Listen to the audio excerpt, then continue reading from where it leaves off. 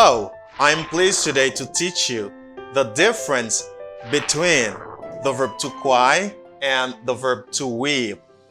Cry, weep. Moi dis premier à cry et deuxième nan prononcer comme weep.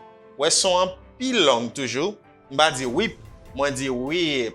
To cry and to weep. So before making the difference between both verbs to cry and to weep, let's try to see the similarity between both verbs to cry and to weep. Avant que nous allions voir la différence qui existe entre le verbe to cry et le verbe to weep, on nous voit point commun que vous gagnez. The verb to cry means to shed tears. Verbe to cry là, il signifie verser l'âme. Moi dit shed tears. OK? Les l'eau a sorti dans les yeux. C'est ça to cry signifie. And the verb to weep means to shed tears. Même verbe to weep là tout, il veut dire verser l'âme. L'eau a sorti dans les yeux. Ça c'est point commun qui gagne entre eux. So now, what is the difference between to cry and to weep? Mais Konya, quelle différence qui existait entre to cry avec to weep? Let's say firstly, to cry is a regular verb. On nous dit to cry, c'est un verbe régulier. I say cry, cried.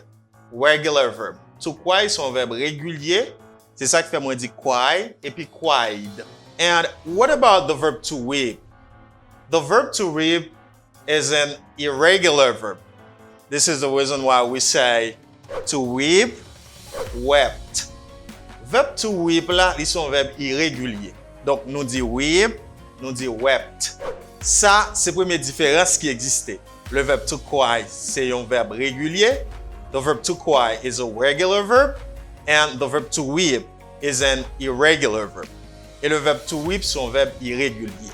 And second difference, when you say to cry, that means in French, crier ou du moins pleurer.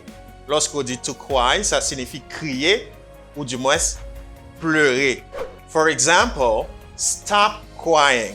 Lorsqu'on dit stop crying, ou dit moun sa suspend crier ou du moins suspend pleurer. So, when you say to cry, you mean crier or pleurer in French, but in English, you say to shout. To shout signifie crier en anglais. Ça veut dire to cry signifie to shout. You see, to shout. Shout signifie crier lorsque vous font bruit. Now, you shout. Par exemple, vous doit dire au monde, don't shout on me. Pas crier sous moi. Pas râler sous moi. T'en prie. Don't shout on me. OK? To cry signifie shout, qui signifie crier, et en même temps, il signifie pleurer. What is the difference? Crier, c'est lorsque vous faites un bruit. There's sound. Pleurer, c'est lorsque l'eau sortit dans les yeux. Donc, différence, c'est que to cry, il signifie crier, qui c'est shout, as synonym in English, and pleurer in French. Ça veut dire crier, pleurer. What about to weep? To weep means in French pleurer, but not to shout. Donc, comment c'est la différence là? L'em dit to cry, il signifie to shout, mais l'em dit to weep, il signifie pleurer, il pas signifie to shout. OK? So, when you say to weep, ou parler de pleurer côté de l'eau a sorti dans les yeux mon nan, but there's no sound. Ça c'est deuxième différence qui existait entre to cry avec to weep. OK? The first difference, première différence, le verbe to cry sont verbe régulier. Deuxième différence, le verbe to cry signifie crier, pleurer. In English, to shout pour crier. And the verb to weep, il signifie pleurer, il pas signifie to shout in English. All right? Are you there? And to finish, when you say to cry, there is a sound. There is a noise. L'on dit to cry, gagne un bruit. Pas oublier, to cry, il signifie crier, en même temps pleurer. Par exemple, si m'a dit, the baby is crying. You see? The baby is crying. When I say the baby is crying, at the same time, there is noise and tears.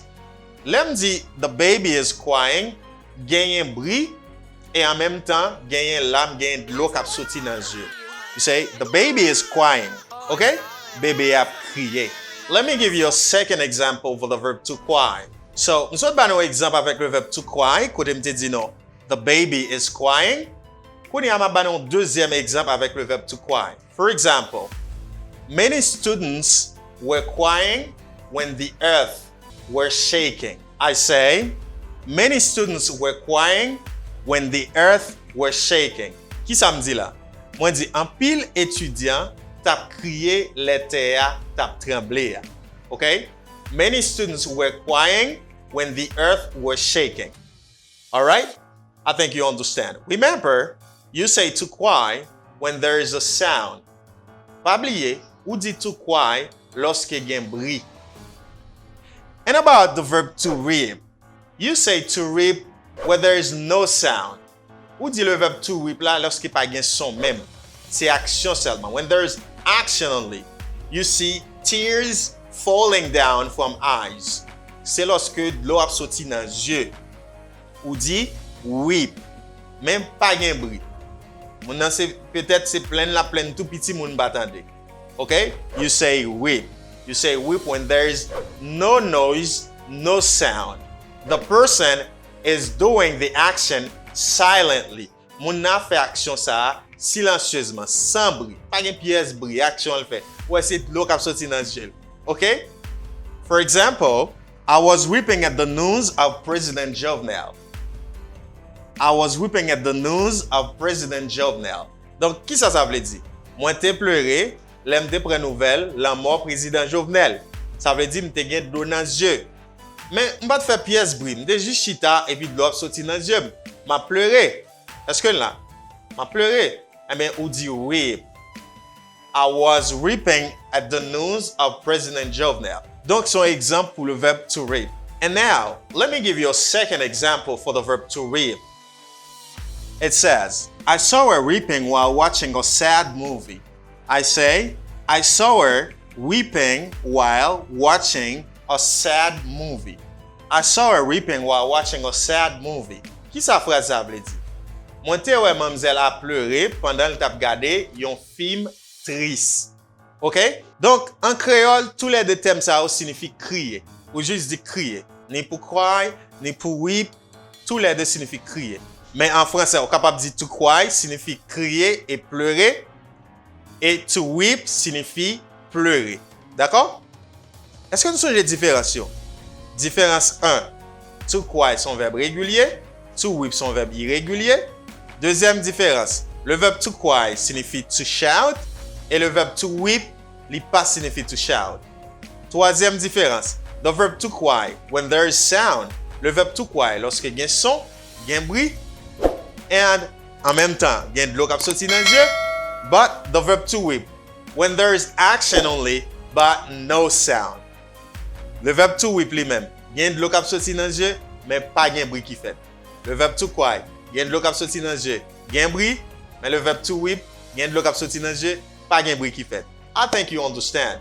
Let me know in the comment below if you really understand. If you have any question, let me know, please. Please like the video and share it. My name is Daniel and working for you. I hope talking to you next in a more interesting video. Bye for now.